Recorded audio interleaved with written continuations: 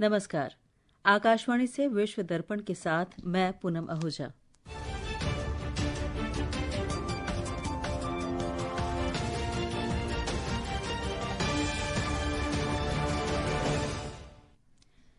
मुख्य समाचार। अमेरिका के राष्ट्रपति डोनाल्ड ट्रंप ने दावोस में अंतर्राष्ट्रीय संघर्षों के समाधान के लिए बोर्ड ऑफ पीस नामक चार्टर का अनावरण किया। राष्ट्रपति ट्रंप ने दावोस में यूक्रेन के राष्ट्रपति से बातचीत की। विदेश मंत्री एस जयशंकर ने लचीली आपूर्ति श्रृंखलाओं के माध्यम से विश्व अर्थव्यवस्था को जोखिम मुक्त करने के लिए भारत यूरोपीय संघ के मजबूत संबंधों का आह्वान किया। इलेक्ट्रॉनिक्स और सूचना प्रौद्योगिकी मंत्री अश्विनी वैष्णव ने कहा कि भारत समावेशी विकास पर केंद्रित भरोसेमंद वैल्यू चेन भागीदारी के रूप में देखा जाता है। और रयान कुगलर की फिल्म सिनर्स ने 98 अकादमी पुरस्कारों में 16 नामांकन के साथ नया कीर्तिमान बनाया। अब समाचार विस्तार से। अमेरिका के राष्ट्रपति डोनाल्ड ट्रंप ने आज दावोस में विश्व आर्थिक मंच पर शांति बोर्ड पहल को औपचारिक रूप से शुरू करने के लिए चार्टर पर हस्ताक्षर किए। उन्होंने इसे वैश्विक संघर्ष समाधान की दिशा में एक बड़ा कदम बताया।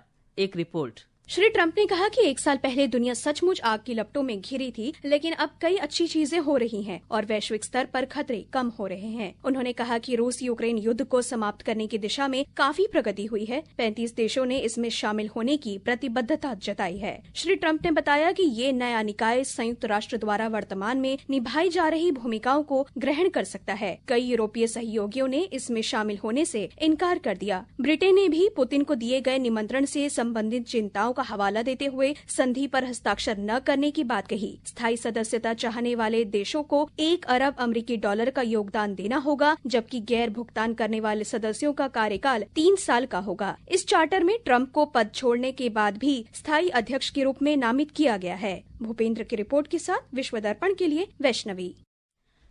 अमेरिका के राष्ट्रपति डोनाल्ड ट्रंप ने आज स्विट्जरलैंड के दावोस में विश्व आर्थिक मंच के दौरान यूक्रेन के राष्ट्रपति व्लादिमीर जेलेंस्की से बातचीत की।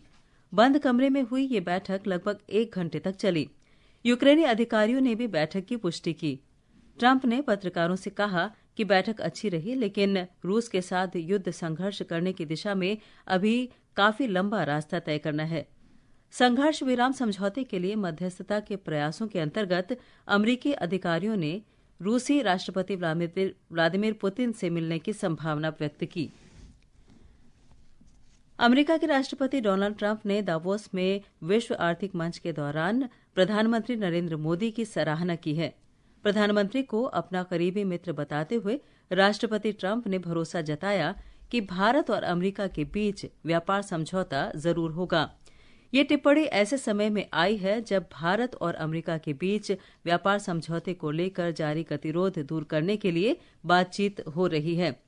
संभावित व्यापार समझौते के बारे में पूछे जाने पर अमेरिकी राष्ट्रपति ने कहा कि भारत और अमेरिका के बीच एक महत्वपूर्ण समझौता होने जा रहा है। इलेक्ट्रॉनिक्स और सूचना प्रौद्योगिकी मंत्री अश्विनी वैष्णव ने आज कहा कि भारत को एक विश्वसनीय मूल्य श्रृंखला भागीदार, जीवंत लोकतंत्र और समावेशी विकास पर केंद्रित देश के रूप में देखा जाता है। स्विट्जरलैंड के दावोस में विश्व आर्थिक मंच के दौरान एक निजी मीडिया को दिए साक्षात्कार में श्री वैष्णव ने कहा कि दुनिया अब भारत को एक ऐसे देश के रूप में देखती है जिसके साथ मिलकर नई तकनीकों का सह निर्माण और सह विकास किया जा सकता है। श्री वैष्णव ने बताया कि भारत आर्टिफिशियल इंटेलिजेंस के सभी 5 स्तरों पर काम कर रहा है, जिनमें एआई आर्किटेक्चर, अनुप्रयोग, मॉडल, चिप, बुनियादी ढांचा और ऊर्जा शामिल हैं।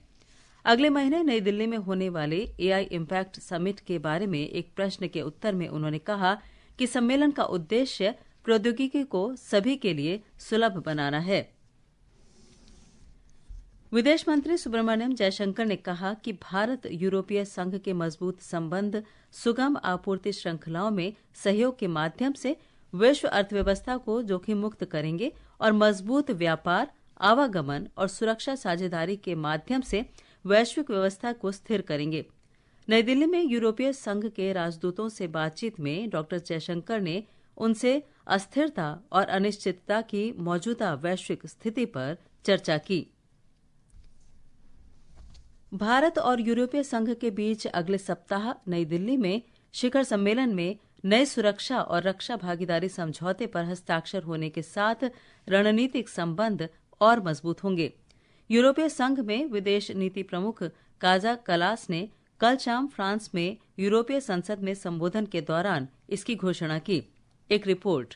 सुश्री कलास ने कहा कि इस समझौते से हिंद प्रशांत क्षेत्र में स्थिरता पर ध्यान केंद्रित करने के साथ समुद्री सुरक्षा, आतंकवाद से निपटने और साइबर सुरक्षा सहित कई क्षेत्रों में सहयोग मजबूत होगा। सुश्री कलास ने कहा कि यूरोप भारत के साथ एक नया शक्तिशाली एजेंडा पेश करने के लिए तैयार है। उन्होंने कहा कि यूरोपीय संघ भारत के सबसे बड़े व्यापारिक भागीदारों में से एक है। उन्होंने कहा कि बदलते वैश्विक घटनाक्रमों में भारत और यूरोपीय संघ दोनों को एक साथ काम करके फायदा होगा। सुश्री कलास ने कहा कि यूरोपीय संघ का लंबे समय से लंबित यूरोपीय संघ भारत मुक्त व्यापार समझौते पर वार्ता को अंतिम रूप देने का लक्ष्य है। इस समझौते पर यूरोपीय आयोग की अध्यक्ष उर्सुला फॉन डेर लायन और यूरोपीय परिषद के अध्यक्ष एंटोनियो कोस्टा की भारत यात्रा के दौरान हस्ताक्षर होंगे। ये दोनों गणतंत्र दिवस समारोह में मुख्य अतिथि हैं। वे 27 जनवरी को प्रधानमंत्री नरेंद्र मोदी के साथ 16वें भारत यूरोपीय संघ की सह अध्यक्षता करेंगे। समाचार कक्ष से प्रियंका अरोड़ा।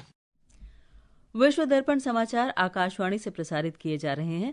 ताज़ा समाचार जानने के लिए आप हमारे social media handle x@AIR News Hindi को फॉलो कर सकते हैं। विश्व दर्पण में आपका फिर स्वागत है। G4 देशों ने संयुक्त राष्ट्र सुरक्षा परिषद के पुनर्गठन के लिए शीघ्र कार्रवाई का एक मॉडल प्रस्तुत किया है। समूह ने चेतावनी दी है कि संयुक्त राष्ट्र की सर्वोच्च निर्णय लेने वाली संस्था में सुधार में देरी से और अधिक मानवीय पीड़ा और कष्ट होंगे। भारत के स्थायी प्रतिनिधि पी हरीश ने कल न्यूयॉर्क में संयुक्त राष्ट्र मुख्यालय में संयुक्त राष्ट्र सुरक्षा परिषद सुधारों के लिए अंतर सरकारी वार्ता में G4 की ओर से ये बात कही। श्री हरीश ने सभी श्रेणियों और भौगोलिक क्षेत्रों को शामिल करते हुए सुधारों के लिए G4 के ठोस मॉडल को सामने रखा। परिषद का आकार वर्तमान 15 से बढ़ाकर 25 या 26 किया जाना चाहिए, जिनमें से 6 नए स्थायी पद होने चाहिए। उन्होंने कहा कि इन 6 नए स्थायी पदों में से 2 अफ्रीकी क्षेत्र को, 2 एशिया प्रशांत क्षेत्र को और 1 लातीन अमेरिका और पश्चिमी यूरोप को दिए जाने चाहिए।